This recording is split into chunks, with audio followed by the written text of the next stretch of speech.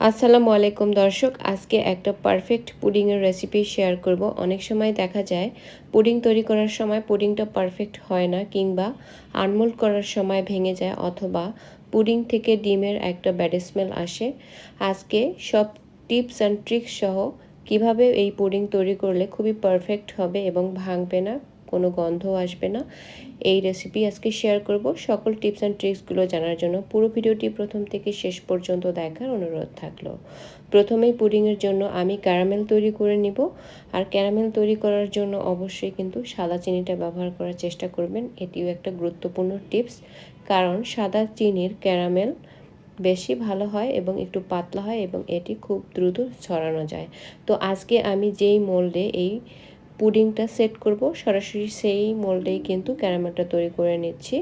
আর চিনিটা দেওয়ার পরে আমি আর কোনো কিছু দিয়ে নাড়াচাড়া করিনি, এটি কিন্তু আপনা আপনি গলে গিয়ে ক্যারামেলে তৈরি হয়ে যাবে। আর এই চিনির সাথে আমি একদম 1 চা চামচের মতো শুধুমাত্র পানি ব্যবহার করেছিলাম, যাতে করে ক্যারামেলটা পুড়ে না যায়। অবশ্যই লক্ষ্য রাখতে হবে ক্যারামেলের যাতে সুন্দর একটা কালার আসে এবং ক্যারামেলটা যাতে কোনোভাবেই পুড়ে না যায়।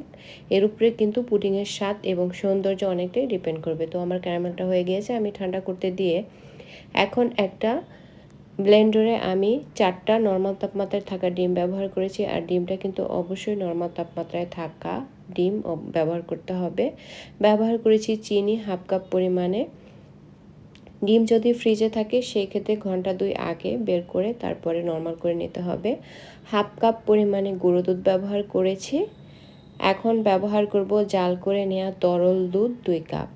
আর এই দুধটা জাল করে ঘন করা ছিল না, এর জন্য কিন্তু এর সাথে আমি গুঁড়া দুধটাও ব্যবহার করেছি। আর অনেক সময় কিন্তু খুব বেশি ঘন দুধ হলে আর গুঁড়া দুধ ব্যবহার করার কোনো প্রয়োজন নেই। ব্যবহার করেছি 1 চা চামচ ভ্যানিলা এসেন্স, এটি অবশ্যই ব্যবহার করবেন। এতে করে হবে কি পুডিং থেকে আর কোনো গন্ধ আসবে না। এখন সব কিছু একসাথে ভালো করে ব্লেন্ড করে নিয়েছি। আর যেই পাত্রে আমি আজকে পুডিং সেট করব, যেখানে আমি ক্যারামেলটা আগে থেকে রেডি করে রেখেছিলাম, সেইখানে কিন্তু এই মিশ্রণটা সেকে তারপরে ব্যবহার করতে হবে, অবশ্যই সেকে নিতে হবে। আর যে লিকুইড দুধটা আমি ব্যবহার করেছি সেটা কিন্তু একটু গরম ছিল। তো এখন ওই মোল্ডের ঢাকনাটা দিয়ে ঢেকে তারপরে এটাকে আমি ভাপিয়ে নিব। আর ভাপ দেওয়ার জন্য একটা চওড়া ছড়ানো পাত্র ব্যবহার করেছি। আর এতে একটু মোটা করে প্রথমে টিস্যু পেপার দিয়ে দিয়েছি। আর পানিটা ব্যবহার করতে হবে এরকম পরিমাণে যাতে পানিটা ফুটলে এই পাত্রের ভেতরে বা বাটির ভেতরে পানিটা যাতে না ঢুকে যায়, এইরকম পরিমাণে পানি কিন্তু এখানে ব্যবহার করতে হবে। তারপরে পাত্রটা যাতে ভাপিয়ে নেওয়ার সময় নড়াচড়া না করে, তার জন্য আমি একটা শিল এখানে দিয়েছি। তারপরে পাত্রের যে মূল ঢাকনাটা সেটাও কিন্তু আমি লাগিয়ে দিয়েছি। এখন আমি জাল করে নেব একদম ঘড়ি ধরে 30 মিনিটের মতো। এই পুডিংটা হতে 25 থেকে 30 মিনিটের মতো সময় লাগে। তো আমার পুডিংটা কিন্তু হতে 32 মিনিট সময় লেগেছে। আর নামানোর পূর্বে আমি একটা কাঠি দিয়ে চেক করে নিয়েছি যে এটা ফ্রেশ বের হয়েছে কিনা। তো আমার পুডিংটা কিন্তু পারফেক্টলি হয়ে গিয়েছে। আর ঠিক 32 মিনিট সময় লেগেছে। নর্মাল ফ্রিজে রেখে আমি 2 ঘন্টা রেখেছিলাম, ঠান্ডা করে নিয়ে তারপরে পুডিংটাকে আমি কেটে দেখিয়ে দিচ্ছি কেমন হয়েছে। পুডিং কিন্তু সাথে সাথেই আনমোল্ড করা যাবে না, এতে করে পুডিংটা ভেঙে যাওয়ার সম্ভাবনা থাকে। তাই নর্মাল ফ্রিজে রেখে পুরোপুরি ঠান্ডা হয়ে যাওয়ার পরে পুডিং আনমোল্ড করে নিতে হবে। আর দেখুন কেমন হয়েছে, জাস্ট ওয়াও!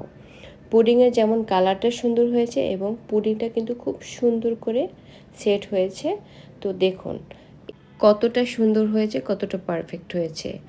এই পুডিংয়ের আজকের এই রেসিপি ফলো করে যদি আপনারা পুডিং তৈরি করেন, তাহলে আপনাদের পুডিং একবারও ভেঙে যাবে না এবং পুডিং থেকে কিন্তু কোনো বাজে গন্ধও আসবে না। সকল উপকরণের মাপ যদি সঠিকভাবে ব্যবহার করেন, তাহলে আপনাদের পুডিংটা অনেক সুন্দর হবে। এই পুডিং ছোট বড় সবাই খেতে অনেক বেশি পছন্দ করে, ডেজার্ট হিসেবে দারুণ একটি আইটেম। তো আজকের এই পুডিংটা এখন আমি কেটে শেয়ার করব। আর এই মজাদার পুডিংয়ের এই রেসিপি যদি আপনাদের কাছে ভালো লাগে, আমার চ্যানেলটি সাবস্ক্রাইব করে রাখবেন। চ্যানেলের পাশে থাকা যে বেল বাটনটি রয়েছে সেইখানে প্রেস করে রাখবেন, যাতে করে নতুন নতুন রেসিপি আপলোড করার সাথে সাথে আপনার কাছে নোটিফিকেশন চলে যায়। তো সবাই লাইক কমেন্ট শেয়ার করে পাশে থাকবেন। সবাই অনেক অনেক ভালো থাকবেন। আল্লাহ হাফেজ।